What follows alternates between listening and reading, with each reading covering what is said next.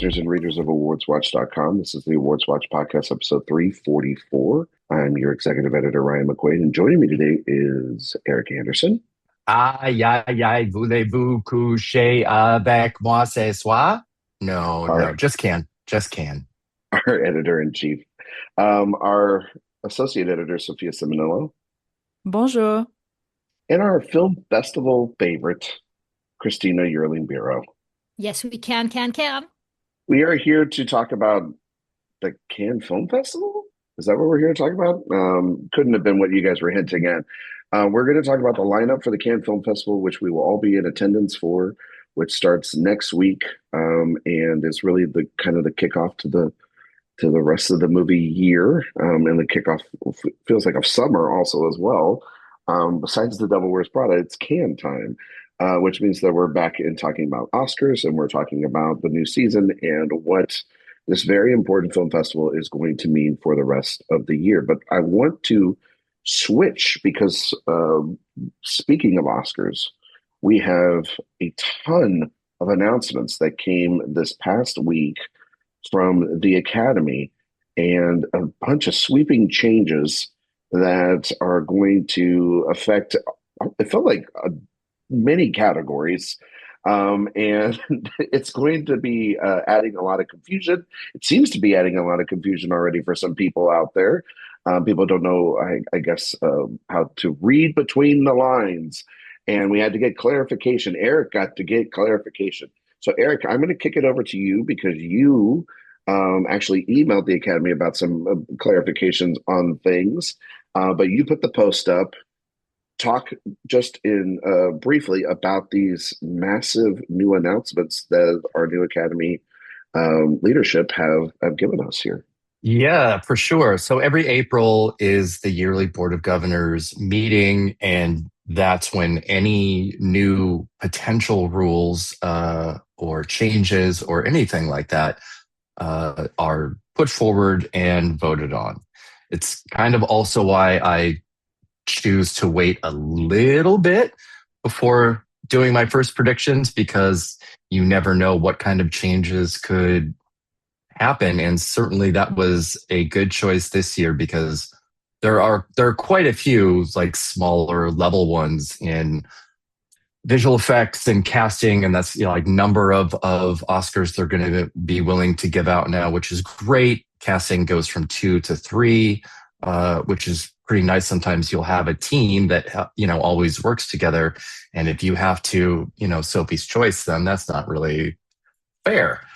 The cinematography category, which is back into shortlist as of last year, but was a sliding scale, becomes a solid 20, which is a really high amount to me, but I'm glad that it's there.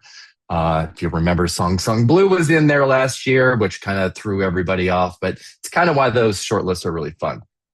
But the two main things were just an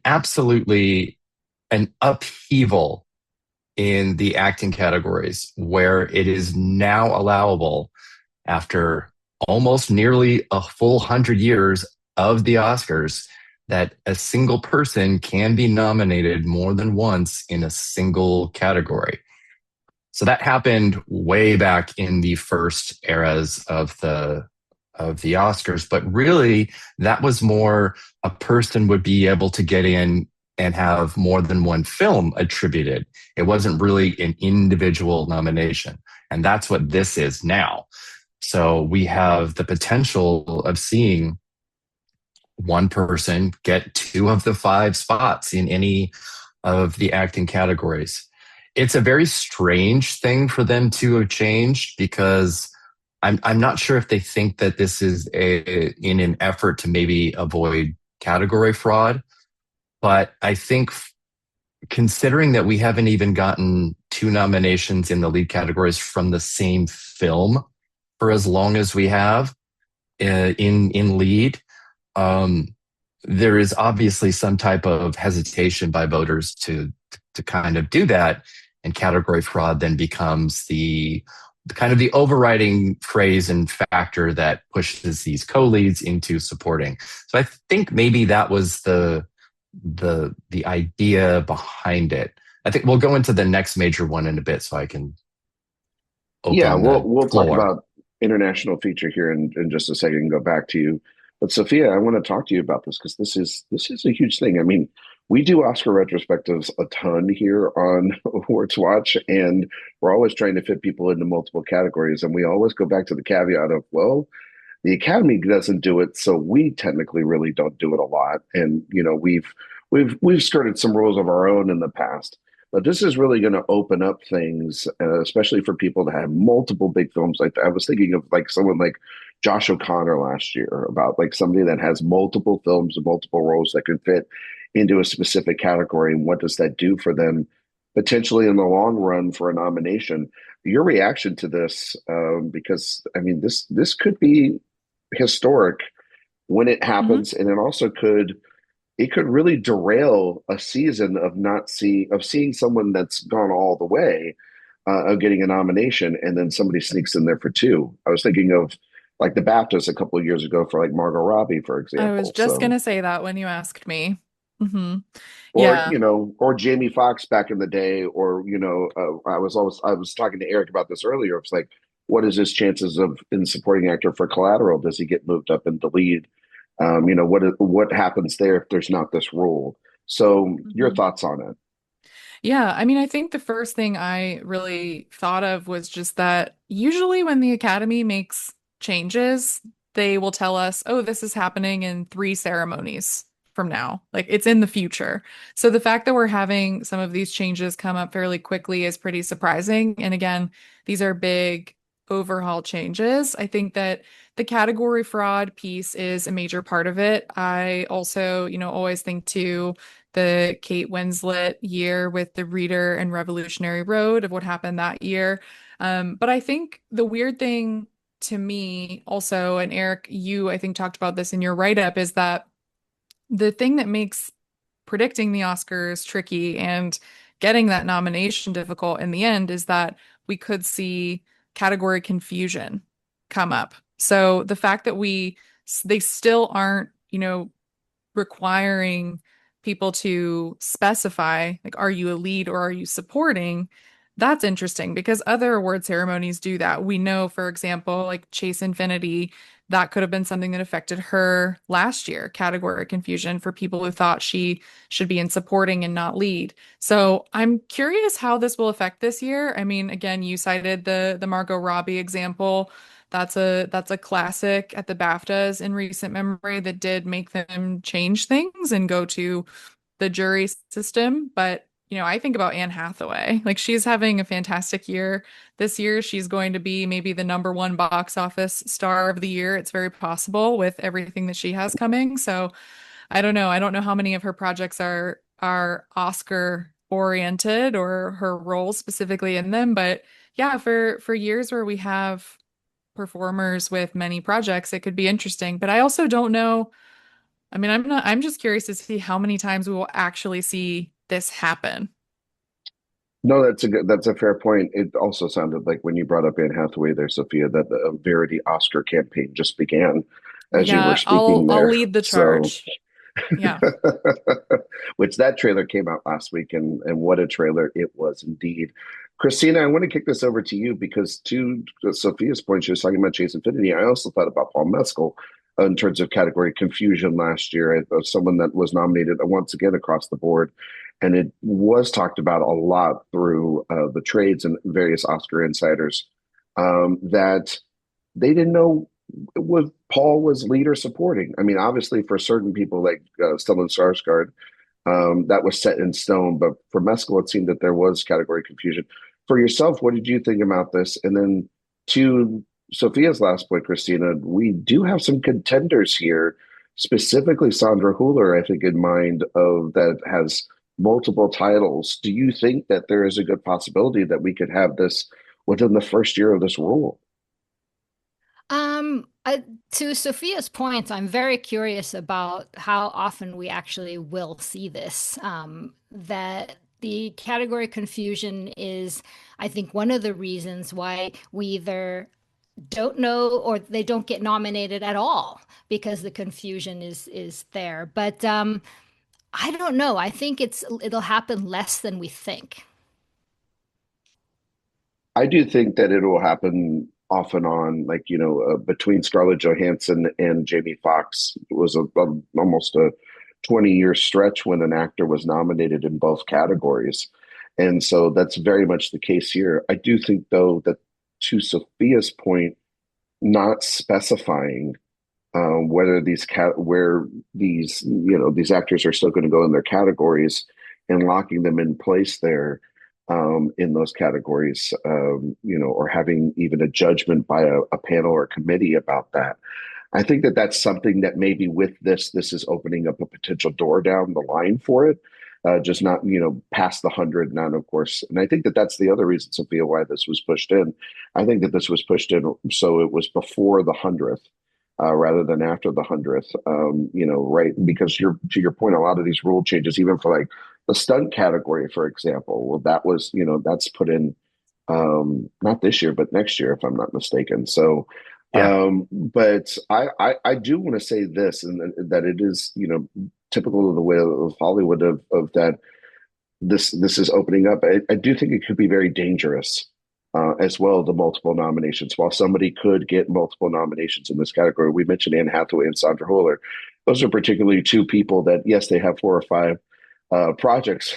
They are of course non-people of color, and I do worry about that. About when it gets very close and very tight, and those occurrences do happen, who are going to be the ones left out? Is it a Fernanda Torres? Is it a Chase Infinity, for example? I mean, it already happens within categories with massive favorites and campaigns and all these various other things. You throw in another variable where if somebody is having such a giant year, I mean, Zendaya is another person, where she's had an enormous year, and she's going to be in Dune and the Odyssey as well. I'm not saying that she's nominated, I'm just using her as a perfect example of like, if she had 2 films where she gave Oscar worthy performances, will that be, something that the Academy awards, or will it be not that case? Is it going to happen more in actor? Is it happen more in actress? Does it happen more in the supporting categories and with the lead categories? So it does open up, I think, a lot of curiosity. Again, it's going to be one of those remain to be seen until it happens. But Sandra Hüller does have a very good case. She won a Berlin Prize. She has Fatherland coming out. She's in Project Hail Mary, for God's sakes. Like, this kind of opens up the door for her to get 3 Oscar nominations at this point, which would She's be in insane. Digger too. And she's in Digger as well. Mhm. So she could get 4 Oscar nominations in a year. I'm not saying it's going to happen. I'm just saying that when you add all that stuff up, that builds up if all those movies are in conversation with one another, it guarantees her, I think, at least one at this point. And I think we're already penciling her in for at least 1 Oscar nomination. But this does open up the avenues potentially for more for her, which is very interesting. But Eric, there was another big, massive piece that this was the one I was talking about with confusion with the international category. So I know that you got clarification from the Academy on this. If you could please kind of talk about what this new rule change is going to be, what people were saying, and what you were able to find out. Yes, I do also want to add there was one more acting clarification rule, and that was about AI. And Correct. That's seemed another big seemed component of this.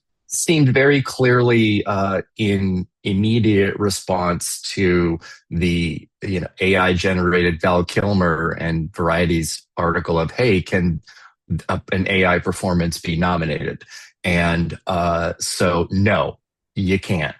The Academy stepped on that very quickly, which is great. I'm very glad that they did that. I got a really sad text message from Jay Ledbetter about that, honestly. So yeah, The Jay Ledbetter, the AI of AwardsWatch himself. just saying. Okay, so yes, international feature film is the other category that saw 2 pretty dramatic changes to the upcoming season, and why it's going to be a really good segue to our Cannes conversation. So the first one was there are now 2 ways to submit. This is really, really big, actually, because initially for the last, since the 50s, since it began, a country would put forth one film, and only one film per country could represent a country. And now there are two ways to be eligible and nominated. One is that traditional path. And a lot of times countries have their own culture or arts or government led committees that make these decisions. So that is often why we'll get choices like from India, especially, or other countries where, because of the group and the committee that is in charge of doing it, it doesn't always reflect what I think from the outside we and several people would see as a better film or better chance to get in. So now the secondary way to qualify is to win a International Film Festival award at a qualifying festival. And to run through those, that is the Berlin International Film Festival, and that's if you win the Golden Bear for Best Film. The Busan International Film Festival, and that's the Busan Award for Best Film. The Cannes Film Festival, which is the Palme d'Or, which is their best film. Sundance Film Festival, the World Cinema Grand Jury Prize. The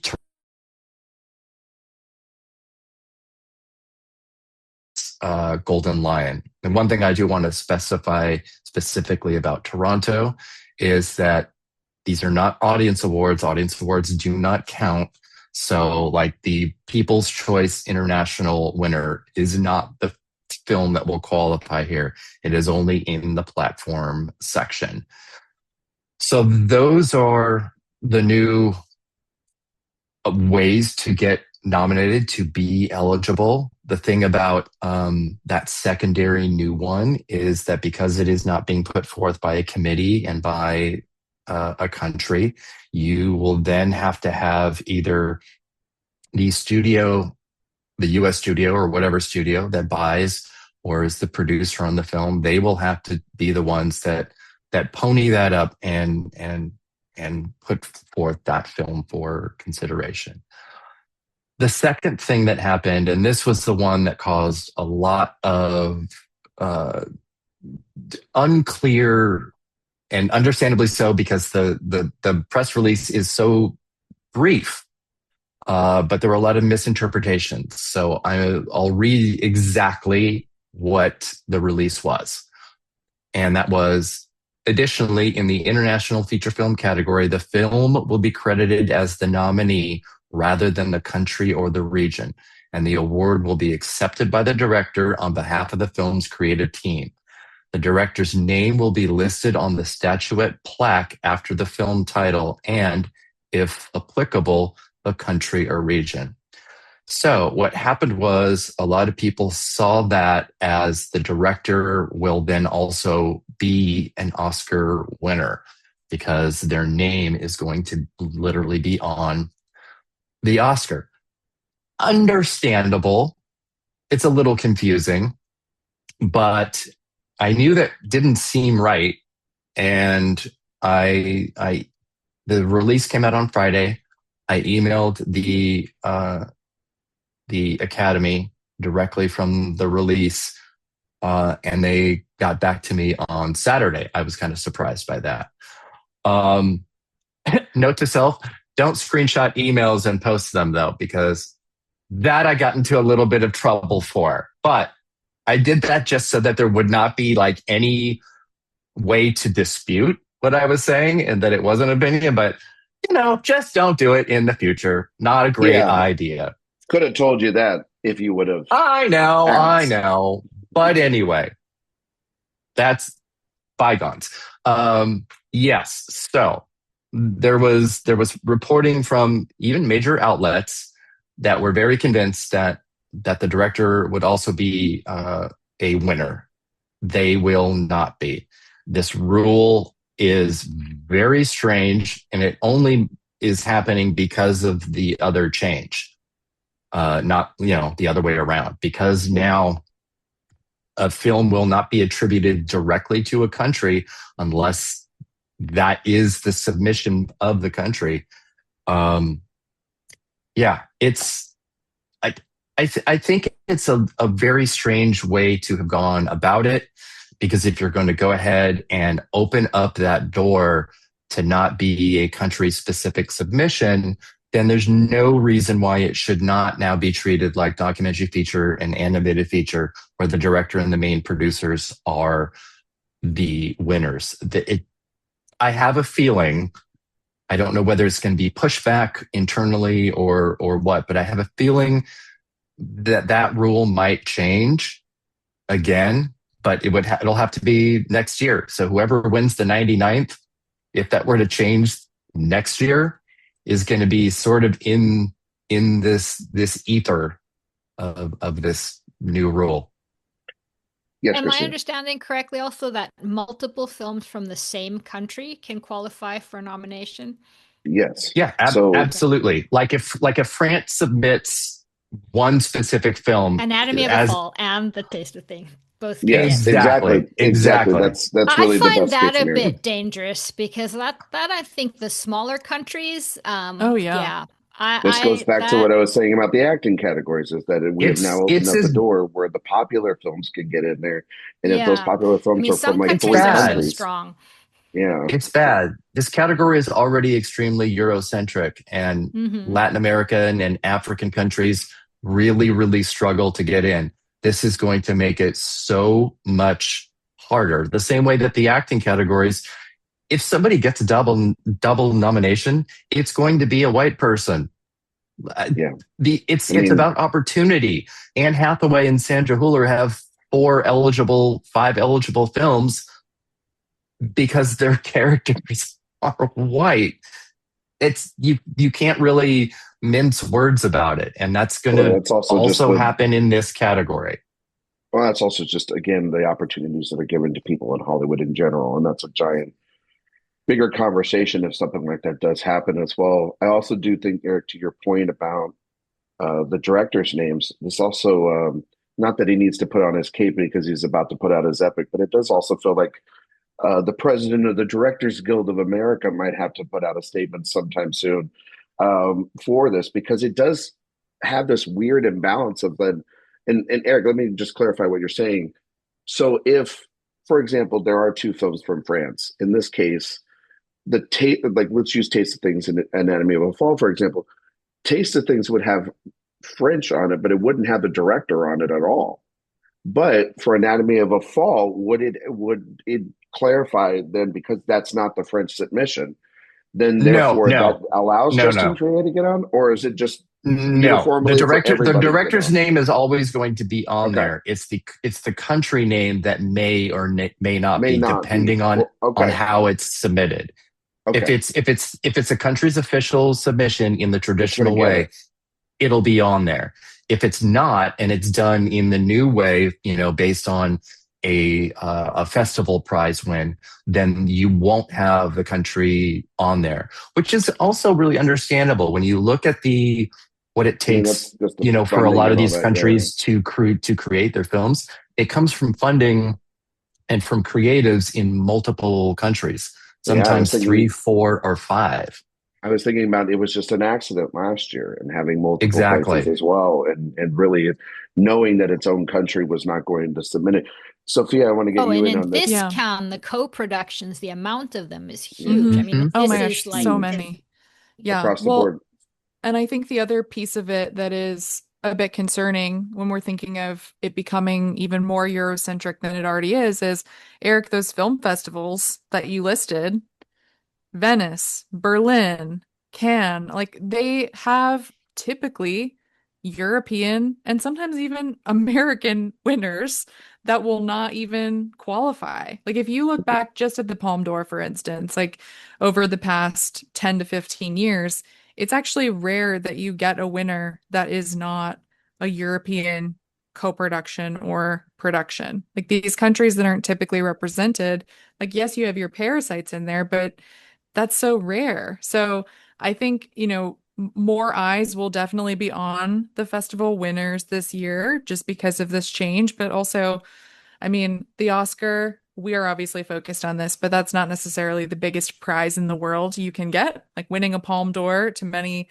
filmmakers will be more exciting than winning an Oscar, I'll say, it depending on would, where you're you know, from. for But sure, for yeah, sure. But it's having big that changes Oscar, for sure. Yeah. I do think that though because they were so sneaky with this, and with that press release and having Erik to do some investigative journalism, but once again, kids, don't share your emails. Is is is the problem at hand is that there's still so much confusion around this, and it's just as simple as just give it to the damn filmmakers. It's as simple as that, or it doesn't have to be this complicated. And so and yeah, I think having I don't know, for when you win Best Director, when you win Screenplay or something, having the name attached Academy Award winner, even if so that when they do have these new films come out, it can actually be on their title and it not be a lie by the PR marketing firms, because we see that a lot, right? From an Oscar-winning director or screenwriter or whatever. It's like, no, they're not. But it's nice that you think that. It helps out on maybe on a fake resume. Just give it to them. This isn't a hard thing anymore, because it's like it doesn't need to go to a country. The country gets the movie. You know what I mean? The Oscar can go to them. But I do agree with you, Sophia. I mean, like a Golden Lion, a Palme d'Or win means a lot. But now that I said, because these festivals are starting to become so intertwined, it just kind of feels weird that they get one and don't get the other. Um, we'll see the ramifications of this and see if there are any more changes that come along literally within this year or next year or whatever the case may be. We'll see how this is all implemented. But we have to go now to talk about the Cannes Film Festival, which we will all be at starting this coming week, or starting next week. Very excited. Christina, how many times is this for you? This will be my fourth time. Fourth time. Erik, this is Yeah. your third time. Sophia, this is N- your No, this is no, this is my your fourth time? Fifth? Okay. fifth. Oh, okay. Five timers. So 2010, 2010, 2013, 2018, last year, this year. okay. Sophia, this is your Third time. third time, and Hmm. this is my second year. We were all there last year. We saw it was just an accident when the Palme d'Or. We got a big, exciting lineup, a lot of auteur-driven cinema. Again, we covered this, I think, a couple of weeks ago in Erik's right or Sophia's write up on the website when it was announced, that it's not a very American auteur-driven festival. This is, once again, very European focused. Yet we did get James Gray's Paper Tiger in right under the gun. And so that film, as late as it was announced, was put in there. A lot of scheduling changes. Still don't know the full schedule when things are coming out. I just want to get a gauge on this Pretty lineup. And much, though. We yeah, pretty much did. we pretty much maybe know where this is It going. officially comes out on the 7th. We're recording this on the 5th, but I think we know I think we know 99.9% of the comp dates and sure. even times. Don't share your emails about that one, please. Anyway, Don't share those emails, Yeah. though. yeah, don't Come share on. those ones. But Christina, I want to get to you. Your thoughts on this lineup, and then let's start talking about some of these films we're excited for. Give us a title that you're excited for. I think this is an incredible lineup. I'm really excited. I have to say, I'm really excited for Spain's incredible showing with three films, and all three of them, and I'm excited about. There's three incredible Japanese films. There's in the competition. There's some sci-fi and genre films. Ryan, I talked to you a while ago about Hope, which I think is going to be huge. I think it's going to be a film that people are going to talk about way past this. So, yeah, and Neon's already buying things up. Six So films in that's per competition. usual. And the honorary, I mean, Tilda Swinton's going to be talking, and Kate Blanchett and Barbara Streisand. So I'm excited, and I Peter think the jury Jackson. with Peter Jackson, with the additions that came to the jury with Demi Moore and Stellan Skarsgård and Paul Lavery. I think I'm actually really excited about it. So, do you want me to pick a movie or? Yeah, pick a film. Pick a film that you're excited about. I mean, you just mentioned I'm Hope. Tell us about it. hope Well, Hope is supposedly the budget for the film is one of the highest of any previous Korean film. It's Nong Hoon Jin, who we know from The Wailing in 2016. Well, I do anyway. That's the film I'm most familiar with, and which was a huge success. This cast includes Alicia Vikander and Michael Fassbender, and it just seems like an incredibly powerful and interesting story that I don't know much about it. I can read what it says here. In the remote village of Hope Harbor, near a heavily fortified demilitarized zone, a tiger is suspected to have appeared, and a local police chief, Bumsuk, is alerted. It throws the community into chaos. That's pretty much what I know about it. You guys may know more, but I have a feeling that this is going to be a film that will translate and after Cannes, and people will be talking about it. Christina's very high on this. We just recently, myself and Jay, did a I'm very box high on office this. draft, and she took this as a wild card in that. So I think she is. I think, though, Christina, you're hitting on something. I do think that this is a title that has gotten some buzz, and there's been some images that have come out, and there have been. Mubi just bought it. Yeah, and there's a No, little bit Neon of has it. Mubi No, has the international. international rights. international. Yeah. And it seems to be a lot of secrecy around it, but like a good kind of secrecy. And I'm very excited for this one. Sophia, yourself, what's a film that you're very much looking forward to from this lineup to start? Oh my gosh. I mean, there's so many, so it's hard to You can only just pick pick one, and one. that's it. You can't mention Yeah, any but other titles. I That's not last year fair. I'm just talking over him now. I'm just doing my own thing. But for mine, so what I said last year was that, I was so excited for sentimental value because the first time I went to Cannes, I really fell in love with The Worst Person in the World, and I was excited to see another Joachim Trier film. Another film I fell in love with out of my first Cannes was Drive My Car, Hamaguchi's wonderful slow burn of a film. And he has a new film, All of a Sudden, which has a reported runtime of, I believe, 196 minutes. It's a long bunch of movies this year. And sign me up. I love his slow, meditative, deliberate films. And this one in particular just seems, I think, right up my alley. It stars Virginia Fira and Tao Okamoto. And this is about these two women. It takes place in Paris. I think it is both French and Japanese language. And it is about a humane care technique known as humanitude. So I think this kind of, end of life or, end of life care or care around a terminal illness is something that I'm eager to see how he approaches. And I think it's going to be like very beautiful, possibly very sad. And especially because Virginia Fira, she plays, I believe, the director of a nursing home, and Tao Okamoto plays a Japanese playwright. And I love his approach to theater and literature. So I feel like this is going to feel like a great novel. Could just have that idea in my head. This is also Neon. So I don't know. Maybe it could be a Palm winner. We'll see.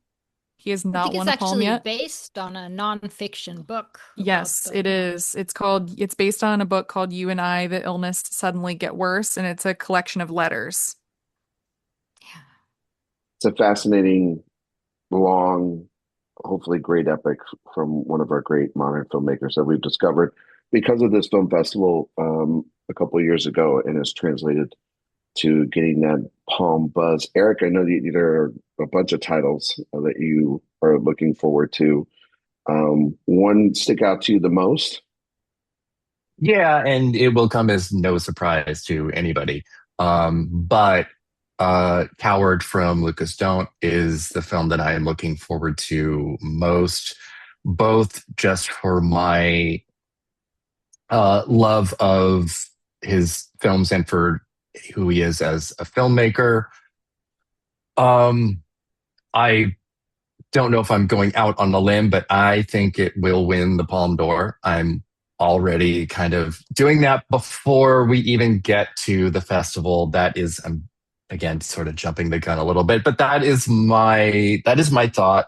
I think he has this kind of uh, Dolan ascendance with the festival right now. He Just less annoying as a person. Sorry, I much shouldn't have less said annoying as a person and or in desperation. I that. mean, his first film, Girl, won the Camera d'Or, and then Close 2022 won the Grand Prix. Both films won the Queer Palm as well. So I would say there is a trajectory on that side of it. But just as an idea and as a film, it's set in World War One with Belgian soldiers, and they put on a play to boost morale, which when you say it kind of out loud, you're like, oh, okay, so it's Sing Sing for Belgian soldiers in World War One. Interesting. But either way, yeah, it is the thing I'm looking forward to most. I'm really looking forward to seeing Lucas again. I have not seen him in a few years, and I think though this is an extraordinary lineup. The Hamaguchi, like you mentioned, Sophia Koreeda, Almodovar. These are absolutely like top tier festival directors all here together. Pawlikowski. Pawlikowski. Yeah, It's an incredible lineup. I am magnificent. so excited for most of this lineup. And even, looking outside of that, obviously, Camp Miasma, I cannot wait for. I'm so excited to see that. There's a dozen things outside of competition. John Travolta, Erik, I right? knew someone was going to mention it, and I was just about to. Obviously, the John Travolta Your first in film. line. I hope I can review it. I definitely want to see that. But no, that's what I'm excited about. Okay, so I like how I said one film and Erik mentioned a dozen. So we're back on track, folks. It's movie season again. It was Emmy season for like a week, and now it's back to movie season indeed. I speaking of Pavel Pawlikowski, I think Fatherland is that's a movie I have my money on as one of the potential winners of the Palme d'Or.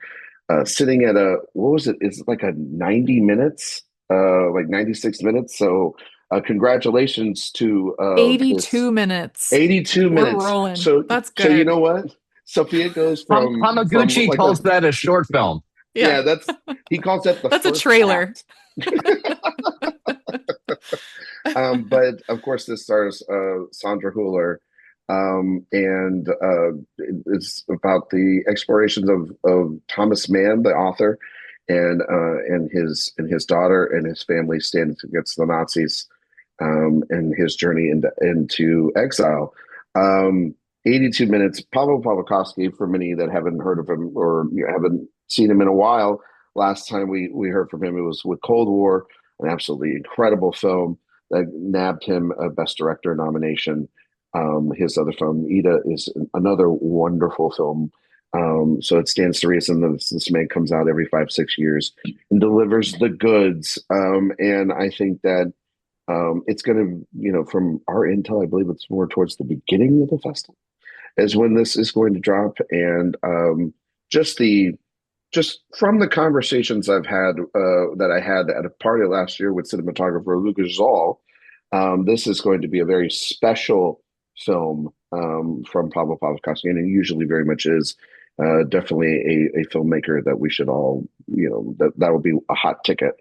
And I believe that's picked up by Neon as well, if I'm not It's mistaken. Mubi. Right? That one's Mubi. See, it's either one of the others, folks. You got a coin flip. It's either Mubi or it's Neon, and the other is then buying the international rights for the film. Let's And I open it really up. think what this is going to be, Sandra Hüller's. Erik Anderson was such a fascinating character. I mean, I don't know much about her, but just reading a little bit, she was her father's literary executor. She was a cabaret artist, a war reporter. I think this is a meaty role for her, and the potentially it's a two-hander between father and daughter. I think which we saw a lot about last year, that theme between fathers and daughters. I'm so looking forward to this one. It would be really, really kind of fun if Hooler could just dominate the festival Best Actress wins. She already has the Berlin win for Rose. She could win here. Although, I mean, I am hearing some pretty amazing things about Lea Seydoux, so she might, and she has In two which one? films in Yeah. competition. The Gentle Monster. Yeah.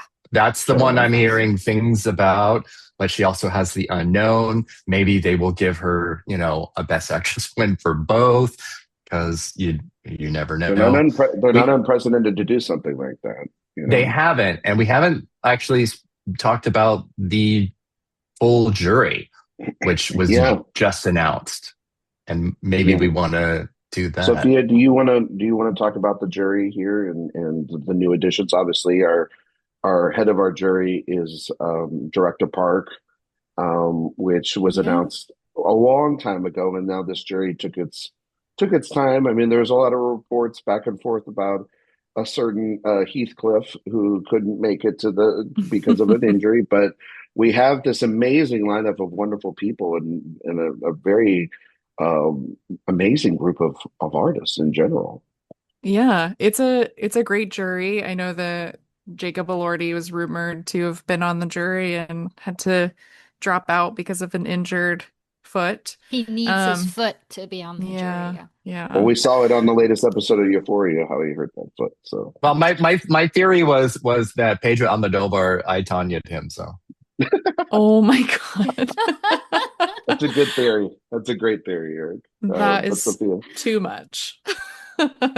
So we have, let's see here of who we have on the jury. So like you said, Park Chan-wook is the jury president. We also have Diego Cespedes, who is a Chilean filmmaker. He did The Mysterious Gaze of the Flamingo last year. We loved that one last which year. We really liked. I remember seeing that at like 8:30 in the morning, which is absolutely wild. We have Isaac de Bancole, the actor in, I mean, a number of films that, like a number of European films. I think most recently for us was in The Brutalist a few years ago. We have Paul Laverty, a screenwriter who has won a few Cannes prizes before, collaborator of Ken Loach. Demi Moore will be there, Ruth Negga, Stellan Skarsgård, Laura Wandel, who she is a Belgian director, and she made a film called Playground, which I think was in the Uncertain Regard section back in 2021. And then Chloe Zhao, she will also be there. So it's a very eclectic jury. It really is, because Thierry Premieux was kind of openly like not liking the Laura Wandel film. So I kind of love that she's here. Diego Cespedes was a little feisty last year, very, very getting into physical arguments about movies at the festival. So I'm sure he will be a calm presence for this jury. And hopefully Chloe Zhao can just lure him into meditation to balance him out a little bit. It's always funny speculating what people on the jury will like. And like what types of, like for Chloe Zhao, I was just like seeing her name there. I'm like, ooh, which kind of, like she'll probably love the slow meditation of the Hamaguchi, but you never know, right? It's like we don't actually know what people will go for at the end of the day. Like jury presidents, I know I've seen a lot of speculation like, oh, Hope is going to win because Park is the jury president. And it's like conversations like that I think are pretty reductive, and it's making assumptions based on a lot that we just don't know. People have not seen these movies, but also a lot of times they pick things that don't necessarily align with their own filmography or their own taste. You can always be surprised. Well, I sort of look at it like vote splitting, where it's like it only works when you want it to work to fit your narrative, because sometimes you'll get, a Tim Burton picking Uncle Boonmee, and then you'll get Steven Spielberg picking, the vagina monologues. Blue is the warmest color. Jesus. I knew he was going to somehow bring blue as the warmest color back into this conversation from Spielberg. No, I mean, I do agree with you, Sophia. I mean, like, that's just like saying because he's a very genre-focused filmmaker that it's going to go with a genre film. But that is also interesting about the fact that, like, is this going to be a mostly director Park-led, decision-making process, or is this going to be more of a jury selection? I think a lot of last year, there were a lot of there was a lot of allegations thrown at Juliette Binoche about the fact that she's a big advocate for Oscar for Jafar Panahi, and he ended up winning the Palm in when most people were putting their money on Sentimental Value or The Secret Agent or other films that were in competition last year. And then, of course, God forbid, we all remember what happened in Venice when that was held hostage by Alexander Payne. And so those are two different types of juries that can happen, right? So you don't know. Director Park, though, I think will take this very seriously. I think of like Spike Lee, where that was where that I wouldn't expect Spike Lee to pick Titan. But that jury then all spoke together. I did expect Spike Lee to say Titan right up at the top. But that was amazing still. But like, what a moment. I mean, honestly, perfect, because then we all got, we were only logged on for that ceremony for about 10 minutes, which was great. But because that last year, I remember that going on like literally the entire flight home. But Erik put his cards in the middle of the table already. So I'm kind of curious about where Christina, you and Sophia, you see the Palme d'Or landing this year. Who you're betting on? Oh, we Christina? have so many we haven't. But we can keep talking about other titles. So I'm just curious if another title that we haven't mentioned is part of that Palme conversation for you too. Well, I think that Minotaur is something we can't. I mean, really, Andre, help me with the Zagnetev. Zvyagintsev. Zvyagintsev. I mean, this is a genius. Yeah. Excuse our pronunciation. Sorry. Leviathan, Loveless. He's won for screenplay. He's won jury prize. He's been nominated. I just think that it could be his time. It feels like I hear a lot of people talking about the plot in this movie. Follows a businessman who's on the verge of laying off a bunch of employees. His wife is having an affair. It seems to be a very political thriller drama. It has all the elements. I'm not counting that one out. I think that it could be his time finally. Absolutely. Sophia, Christina, I don't even think that was my prediction. Minotaur. Oh, no. Yeah. I was gonna say this is like for me, I feel like this is the year it doesn't go Neon's way. I feel like it has to end at some point. I mean, there are a lot of films here though that I think it could go to. I think a lot of people are thinking, Fjord could be really big, and I do think Fjord will be big, but I don't think that it necessarily has to win the Palme to be big. It would also be Manju's second Palme win. So sometimes they will give multiple, but I think for Ruben Östlund. Yeah, of course, but for Zvyagintsev, there's something there, I think, too, in his personal life, which was that he was hospitalized during COVID for over a year. And I think he also has this like great personal story around, his filmmaking, what he's gone through professionally. And with Minotaur, like you said, Christina, I think that it's about like it sounds really interesting. And I think what his films do so well is, they're very bleak, they're very intense, but they always connect the current like modern day Russian landscape and political themes into them. So I feel like that could be a sleeper. It could be the film of the moment. Yeah. Yeah. I think it's also a great film that could be the connective tissue to this new Oscar rule, because Russia will never pick this film as their submission. So if the jury is of the mindset that their decision has a different weight to it than before, there could be that could factor into some of these decisions, which I know a lot of people had talked about of, will this impact juries? Will they care? Will they know?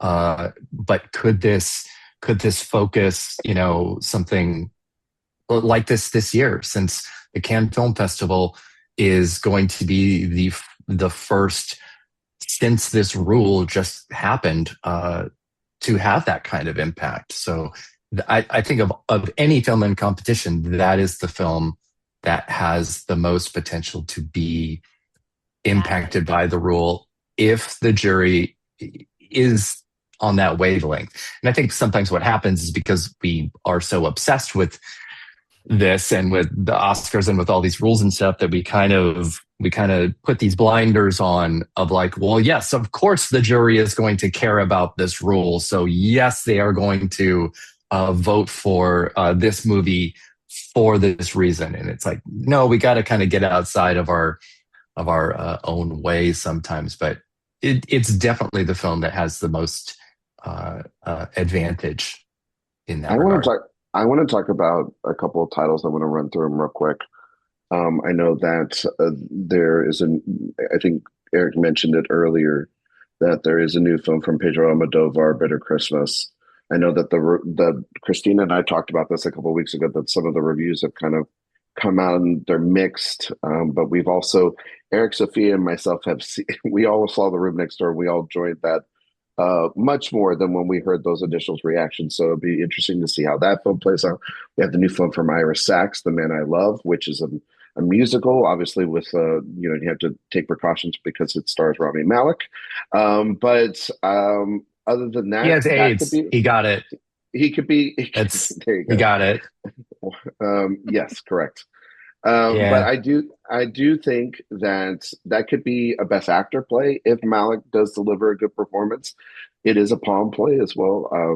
Ira Sachs.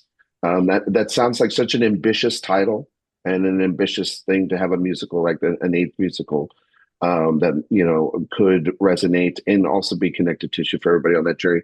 The film I'm looking forward to hearing from everyone is from reactions. I know that Christina talked about Hope. Mine is The Unknown.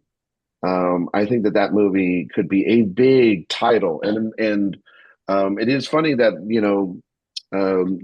Demi Moore is on here and the last time we saw her in Cannes was for The Substance. This has been sort of more talked about as a horror film rather than like a dark comedy of sorts. I'm very excited about it as sort of gender swapping horror film. It could be very interesting from the co-writer of Anatomy of a Fall, a neon title as well. So they have very buzzy titles. A lot of their titles will be front loaded in this, so they will dominate for most of that time.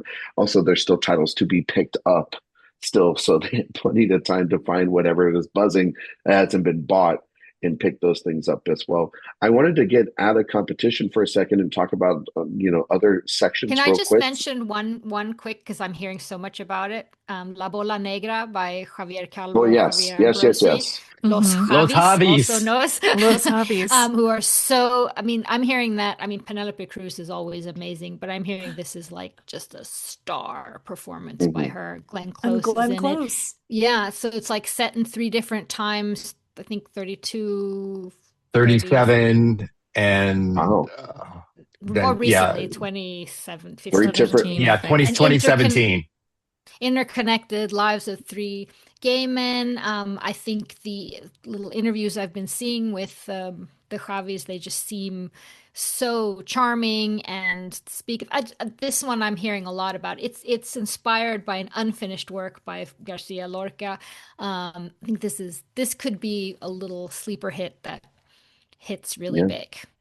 Oh, I am very, very excited for this. Yeah. It's the hours, but with gays, not just for gays. Exactly.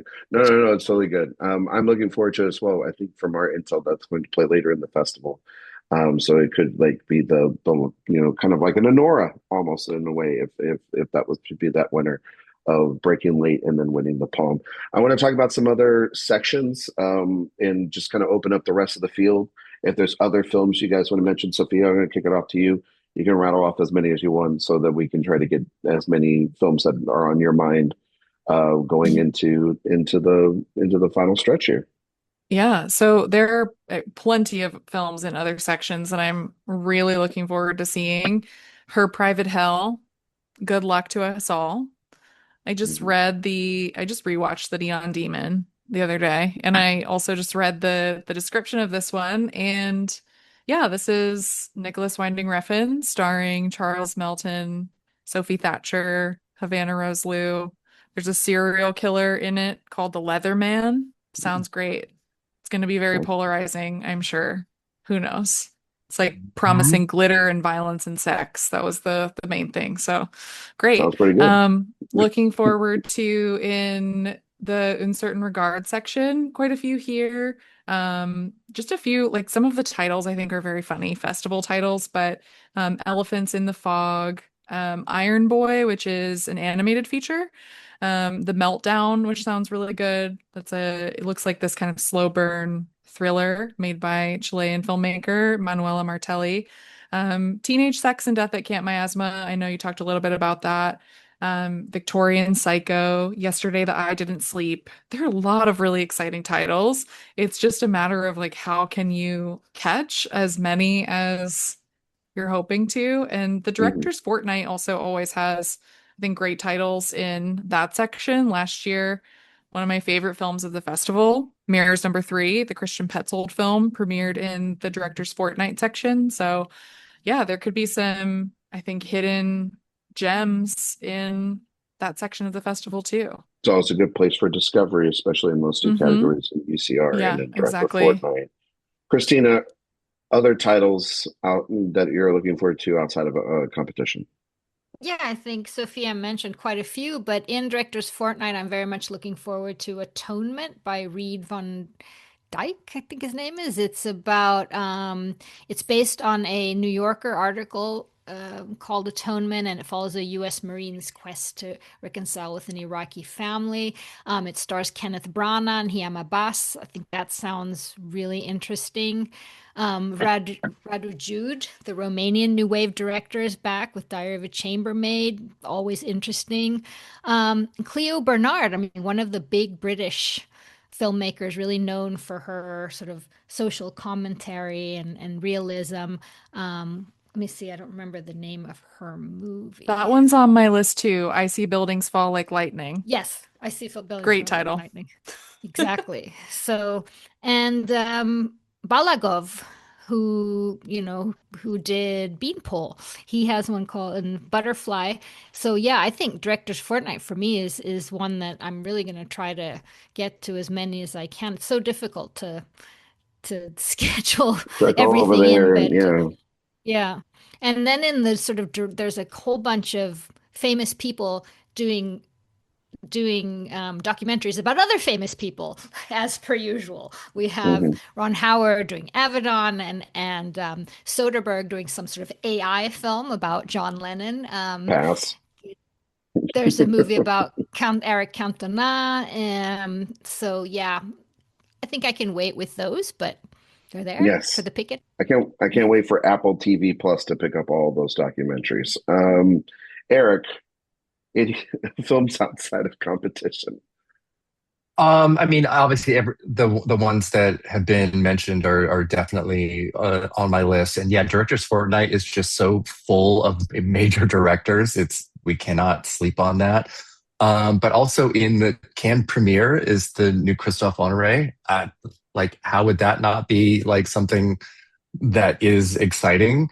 Um, I mean, I want to see the Ron Howard Avedon film because I love Avedon so much, but I hate Ron Howard so much. It's going to be, I don't know what to expect, but we'll see. In the realm of things with great titles, but that I'm also excited to see. 6 Feet in the Pink and Blue Building. I am very excited to see. I love that title. I am obsessed with it. I don't know if I'm excited to see it, but I saw the trailer for the animated Jim Queen and I was terrified by it. I can't recall the last time I saw a cartoon butt plug other than last week when I saw it in there. So there's that. Yeah, that was something. That's happening. How about the Jordan Firstman? I'm very Kidding. excited for that. And I know he has a lot of haters, but I am a shooter for Jordan Firstman. I think he's annoying and super funny. Yeah. So I'm really excited for Club Kid, and I hope it is annoying as hell. I smell Splitsville for that one. So Great. Ooh, So we're that's gonna harsh. we're gonna have a That's harsh. trailer and a Sophia, standee. get ready. Funniest film of the year. yeah, the I'm funniest film of writing the it down year. already. No, I At think least you guys. this may be a little more edgy. I will say that I am curious just because of the giant cast and that it is a noir. I am curious about Diamond, the Andy Garcia film. It does have a pretty big cast, even though it does, like the Travolta film, look like a "what are we doing here" kind of vibe to it. Which is it Quentin Dupree, right? Is his name? He has two films here. And I will not be watching the one in the Midnighter section because I enjoy sleep. But I'm sure that the Midnighter section will be covered by somebody on this website because the Midnighters here at this festival, contrary to other places, are actually at midnight. And so in those, I remember last year, like this was the place where the the Ethan Coen film that everybody loves and keeps talking about. Butterfly Jam was the film that Christina mentioned. I am very much looking forward to that film. Yes. I'm very curious for Clarissa, the Miss Dalloway reimagining, just to see if people were right or wrong about that film, because a lot of people were predicting that early on, and it will be another test. A lot of people. Yeah, just some, but it will be another test in the ongoing quest to discover, can Iowa Debris act? So it remains to be seen on that. There's a ton of other films that everybody's mentioned already that I'm very, very curious about. But we are going to leave it at that. Once again, our Palme d'Or predictions, Erik has Coward, right, Erik? And Yes. And then Christina and Sophia, you both took Minotaur. Is that the film you guys are going with? Wow, both in lockstep. It's a better choice. That's a better choice. That's Sophia and I always in lockstep. There you go. I'm gonna go with Fatherland, and I agree with you, Sophia. I think at a certain time, the neon streak has to come to an end. Fatherland, sort of probably adjacent to that, would be the movies run on this. But we're probably all wrong, and it's something we didn't even mention. So, Christina, can you tell everybody where they can find you and all your work on the internet? Yes, they can find me on popcultureconfidential.com, on X and Instagram at Christina Birro. Sophia. You can find me on Blue Sky and Letterboxd at Sophia Sim. You can find my podcast, Oscar Wilde, wherever you listen to podcasts. And you can find interviews, reviews, and more at AwardsWatch. Erik Anderson. You can find me on Instagram, Letterboxd, and Blue Sky at AwardsWatch, Twitter at AwardsWatch Erik, and then obviously awardswatch.com. You can find me on Twitter, Instagram, Letterboxd, Blue Sky, Ryan McQuade 77. You can find all my work at awardswatch.com if you like podcasts. We have the Director Watch podcast. We're starting a Christopher Nolan movie series. Very excited about that. iTunes, Spotify, 5-star reviews, greatly appreciated. Go to the website, sign up for the newsletter. It's the best place to get all our Cannes stuff, reviews, interviews, podcasts into you all in one place. We will be at Cannes the next time you hear from this group. We will be talking about films there. There'll probably be a ton of different reactions and podcast stuff that we'll be throwing at you in between all that fun, crazy stuff. It's Cannes time. Can't wait for it. Thank you all so much for listening, and we will see you all next time.